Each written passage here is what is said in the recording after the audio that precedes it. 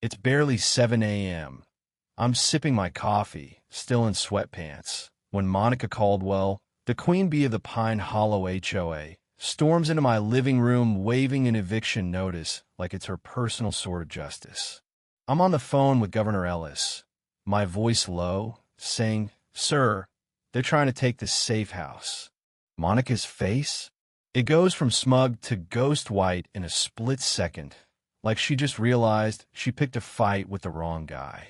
Man, you should have seen her eyes bug out. She had no clue who she was messing with. Let me rewind a bit, take you back 3 days to explain how I ended up in this crazy mess. I'm Jake Harper, and for the last 10 years, I've been living two lives. To the folks in Pine Hollow, I'm just a quiet, 37-year-old IT consultant who moved into the Lakeview Chalet 4 months ago through some vague relocation program.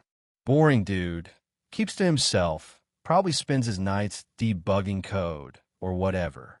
But the truth? This chalet isn't mine to own or losey. It's a classified safe house, and I'm on Governor Ellis's protection detail. The place was assigned to me by a state executive order after a string of death threats against the governor last spring. For a decade, I've been the guy standing between him and anyone who wants him gone, and this chalet tucked away on 50 acres of lakefront woodsys where he hides when things get too hot at the state capitol. It's got bulletproof windows, a hidden comms bunker disguised as a root cellar, the works. And Monica Caldwell, HOA dictator with a taste for power, just tried to evict me from a state security asset before she even finished her morning latte. I'm getting ahead of myself. Let's go back to how this all started. 4 months ago, I rolled into Pine Hollow, a ritzy little community about 2 hours from the capital. The chalet's perfect for the job. Remote, surrounded by pines, built by some paranoid tech mogul who wanted privacy and a fortress vibe. My cover story's airtight Jake Harper, divorced, no kids, worked from home, waves at neighbors but doesn't do potlucks. The kind of guy nobody asks too many questions about. The chalet looks like a cozy retreat on the outside stone walls. Big deck overlooking the lake, but inside, it's a tactical masterpiece.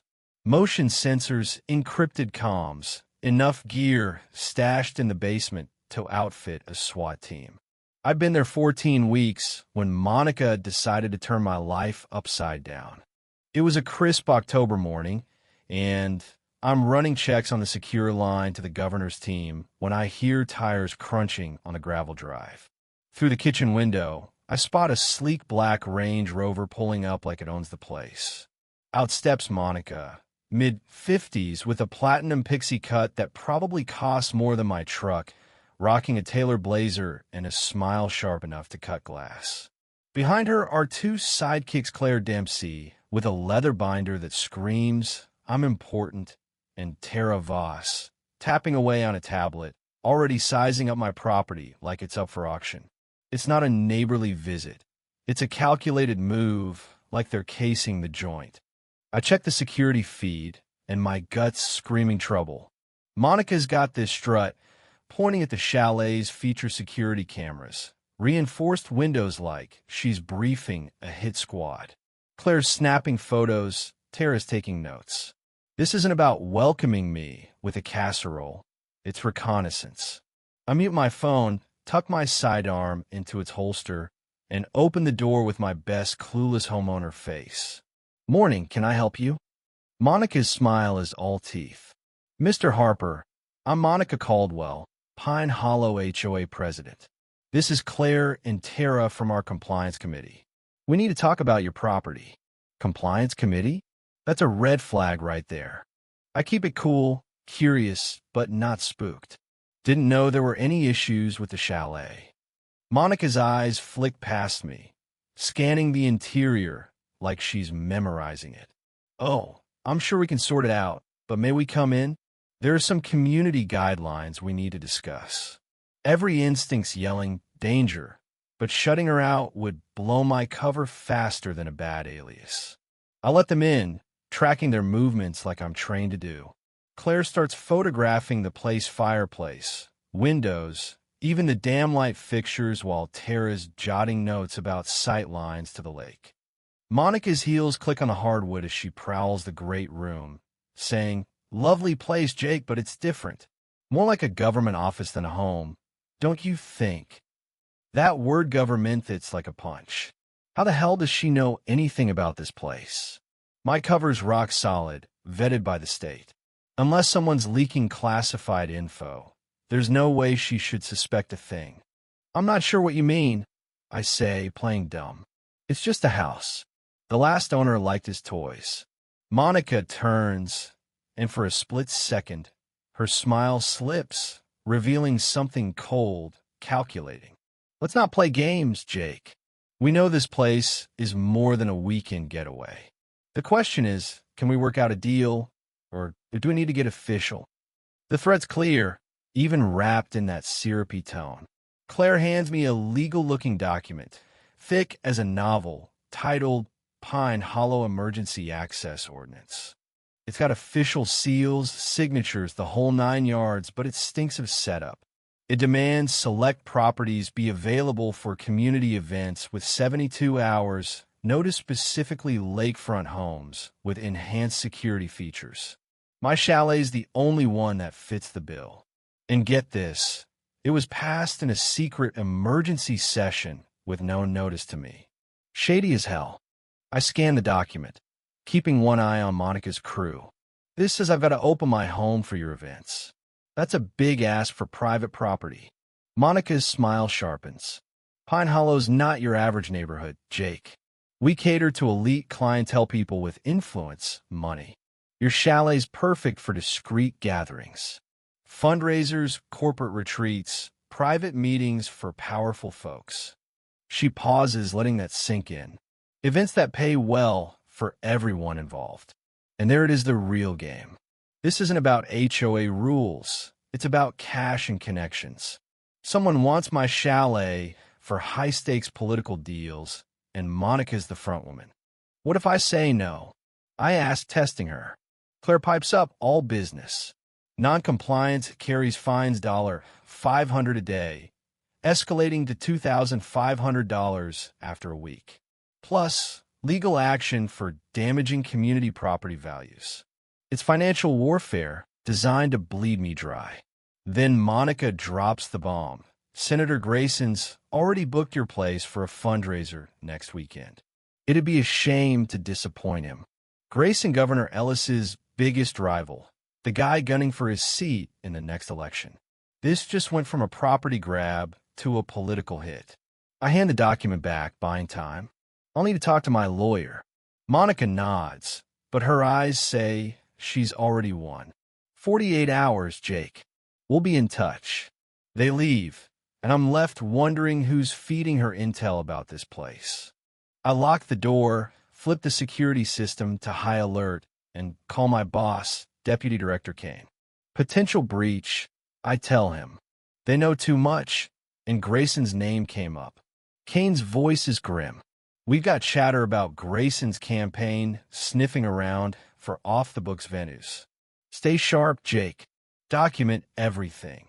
And if they try to take the place, you're cleared to defend it by any means." The line goes dead, and I'm alone, staring at the lake, feeling the weight of a mission that's about to go sideways. The next morning, I wake up to 3 notices taped to my door like some legal drive-by. First, a violation from the HOA about my unauthorized exterior lights actually part of the chalet's defense system.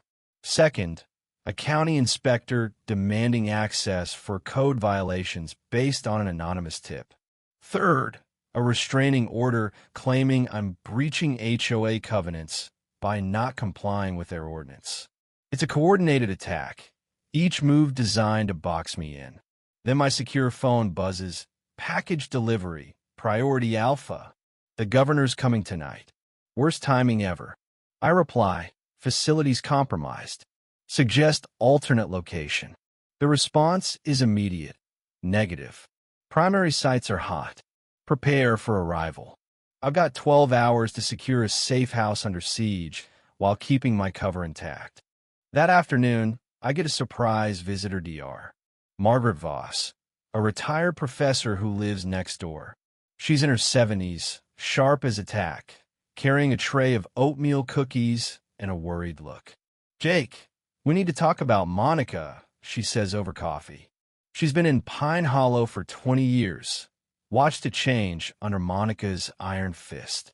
She used to care about the community, but the last 2 years, she's been targeting homes for families forced out, all lakefront properties like yours, all sold to a shell company called Lakeside Ventures. I lean in. "Who's buying?" Margaret's eyes narrow. "That's the kicker. Lakeside Ventures is tied to Grayson's campaign. Those homes? They're hosting private fundraisers now, off the books." My blood runs cold. This isn't just about my Cal, it's a corruption racket using the HOA as a front. Margaret hands me a folder of property records, campaign finance reports, emails she sent to state ethics boards that went nowhere. Monica's husband, Victor, is Grayson's lawyer. They've got connections everywhere. It's worse than I thought. This is a political machine, and I'm caught in its gears. I spend the day prepping the chalet, hiding sensitive gear, setting up decoy consulting equipment to sell my cover. At 11 p.m., Governor Ellis rolls up in an unmarked SUV, low-key, like he's just visiting a friend. In the basement comms room, I brief him on everything Monica, Grayson, the HOA's legal blitz. He listens calm but steely. "So Grayson wants my safe house for his dirty money parties?" Ballsy, even for him. I suggest relocating, but he shakes his head. "No, Jake. We don't run. We're going to turn this on them." Tomorrow, I'm facing Monica myself. At 8:30 a.m., my phone rings. "Jake Harper, this is Agent Laura Bennett, FBI." My heart skips. She knows about the safe house, the governor's presence, everything. We've been tracking Grayson's campaign for 18 months, illegal donations, property scams, the works. Let Monica's inspection happen. We're recording everything. It's a sting, and I'm the bait. At 9 a.m., Monica's convoy arrives her Range Rover, a van-marked Pine Hollow Services, and 2 SUVs with techs carrying gear that looks way too fancy for an HOA. I open the door, and Monica's in a power suit, briefcase in hand, flanked by her lawyer, Victor Ramsey, and her compliance goons. "Ready to cooperate, Jake?" she asks, all smug. "I'm following legal requirements," I say, neutral as hell. Victor, slick as oil, lays it out. "This ordinance gives us full access. Any resistance is a crime. They're not messing around cameras, scanners, even listening devices. They want the chalet's secrets." I let them in, playing along, while the governor listens from the basement. They're thorough, poking at security panels, eyeing the workshop downstairs. Victor smirks at the radio gear. "This for your consulting, Jake?" Looks military grade. Before I can answer, footsteps echo. Governor Ellis steps into view, casual but radiating authority. "Morning, Monica. Inspecting my safe house, are we?" The room freezes. Monica's jaw drops. Claire fumbles her phone, and Victor's smugness vanishes. "Governor, we didn't know," Monica stammers. Ellis holds up his phone, recording. "Really? Because it sounds like you're spying on a state security asset." Victor tries to lawyer up. "This property's under HOA jurisdiction, sir." Ellis cuts him off ice cold. "This is a classified facility. You're committing federal crimes right now." Before Monica can respond, the front door bursts open. "FBI, nobody move." Agent Bennett storms in with 3 agents, badges out, tactical gear on. Monica's team is done for. Bennett lays it out: conspiracy, espionage, campaign finance violations. They've got recordings, bank records, proof Monica's crew targeted 5 properties, all funneled to Grayson's campaign through Lakeside Ventures. Victor's still blabbering about legal authority, but Bennett shuts him down. Your firm drafted that ordinance using classified intel. You're under arrest. Monica's world crumbles as they're cuffed, her confidence replaced by panic. Ellis looks her dead in the eye.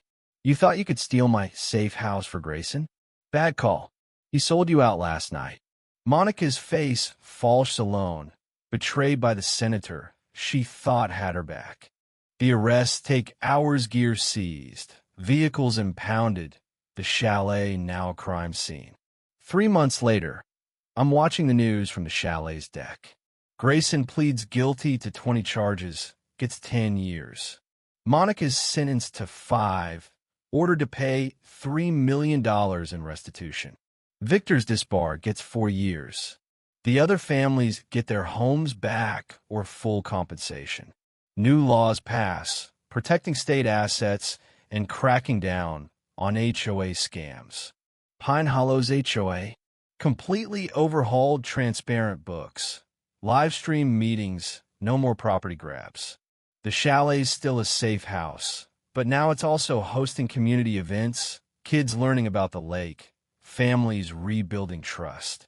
Margaret's niece, Emily, moves to town, and we hit it off working on a lake cleanup project. 8 months later, she's living with me at the chalet, and Margaret laughs that Monica's scheme accidentally played matchmaker. 2 years on, Governor Ellis kicks off his re-election campaign from the chalet's deck, surrounded by locals, kids playing by the water. What started as a threat to my cover turned into a takedown of a corrupt empire and a new home for me, in every sense. So, what would you do if someone tried to bully you out of your home?